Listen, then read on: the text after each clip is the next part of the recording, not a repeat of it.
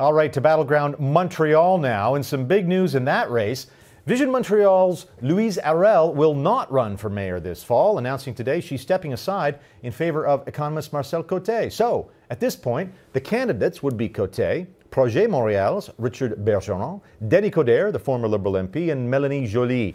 Let's see what our man in Montreal thinks of all this. Eric Duhaime, talk radio host and columnist for Le Journal de Montréal. And Eric, I was a little bit surprised about this news from Louise Harel. What do you think? Well, it's surprising, yes and no. There's people, you know, her opponents are saying that, as you know, Vision Montréal was a political party that she led in the last election 4 years ago in Montreal. They ended up with a huge debt, and she stayed to make sure the party would reimburse the debt. Many people at the time were expecting her to step aside. She didn't do it. She didn't let her team down. Now she has potentially another candidate who's able to take over, Marcel Cote. Ms. Harel made a press conference today to say that she will stay in politics. She will run in a district right here downtown Montreal, and but she said that her popularity, especially among the Anglophone and the immigrants, was not too high. As you know, she's a former Parti Québécois minister. It was difficult for her to get any kind of momentum in the west end of Montreal. She's also the one who merged all those cities of Montreal, so she was not very popular in the suburb. So she was having a hard time. Polls were showing that she was a distant third candidate. So she decided enough is enough. Let's support Marcel Cote. Marcel Cote, as you know, is more seen as a federalist. He's a former conservative under Brian Mulroney, and also perceived a liberal here provincially when Jean Charest was leading the provincial Liberals. So I think it will be easier for him at least to bridge over with the Anglophone community. We'll have to see. But at least now we're going to have a race, because since the beginning all the polls were showing that Denis Coderre was all alone. But now we'll have to see if Marcel Cote could gain any kind of momentum and make this race a little bit more interesting. Would, you know this better than me, but so forgive my ignorance, but would the same kind of voter be considering Cote or Coderre, and therefore that vote might split, and that could be a plus then for Richard Bergeron and Projet Montréal? Yes, that's another person. Yeah, this is something also possible, and that's why Marcel Cote wanted Ms. Harel to stay with him, because in some districts in Montreal, especially in Hochelaga, Maisonneuve, or here downtown Montreal or on the plateau, she's a little bit more appealing than he could be. So for the separatist forces in Quebec and Montreal, Madame Harel has a much better background for many voters than Monsieur Cote. So it could be an asset to have a team. So the fact that they're teaming together is not a mistake.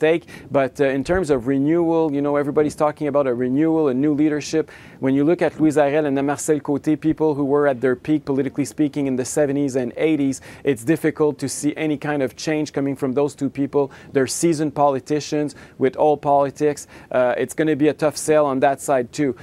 So it's not a fresh wind of something coming up in Montreal. It's not like Mélanie Joly, who's a young candidate. She's 34 years old, or even Richard Bergeron, because his team has never been in power, but he has a much younger team, and he's perceived as much more dynamic from the progressive forces downtown Montreal. If you look across the river, of course, in Ontario, the opponents of the Liberal government are constantly calling it the Wynne-McGuinty government, because it's McGuinty who gets people all annoyed. And I noticed that Richard Bergeron's comments, he's not going to let it become the Cote bid. It's the Harel-Cote coalition. He wants to keep Harel squarely in front of his people. Absolutely, they're going to try to use Harel, especially for the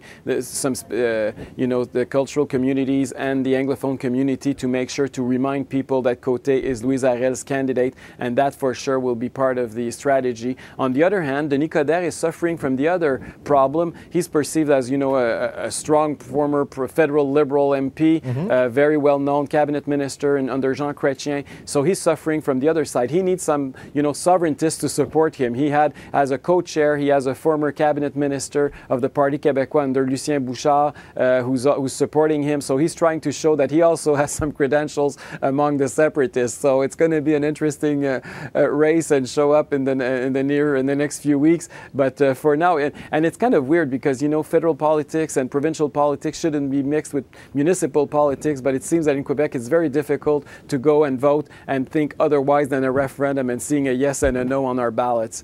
It's going to be crazy. let's just quickly, Marcel Cote is going to speak to the media tomorrow.